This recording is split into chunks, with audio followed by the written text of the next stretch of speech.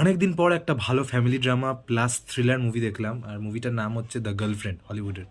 এই মুভিটায় না মানে খুব একটা যে মানে বিশাল এক্সিলেন্ট মুভি এটা নয়, কিন্তু মুভিটা যখন দেখবে না একটা আলাদা ফিল, ঠিক আছে?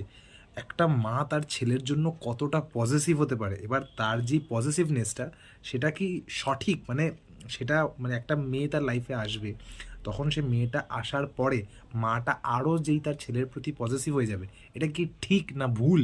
হ্যাঁ, মানে according to this particular web series এটা কি মানে মাটা ঠিক করছে না মাটা ভুল করছে? আর লাস্টে গিয়ে মানে কি বলবো, কিছুটা স্যাড এন্ডিং বা কিছুটা হ্যাপি এন্ডিং, ঠিক আছে, এরকমভাবে বলতে পারবো না, 50-50, এটা অডিয়েন্সের ওপর ডিপেন্ড করছে। কিন্তু আমি বলবো এটা মাস্ট ওয়াচ, এটা একবার দেখতেই হবে, ঠিক আছে? অ্যামাজন প্রাইমেই বোধহয় এটা অ্যাভেলেবেল আছে, অ্যামাজন প্রাইম বা অ্যামাজন প্রাইমেই দেখলাম বোধহয়, অ্যামাজন প্রাইম বা নেটফ্লিক্স।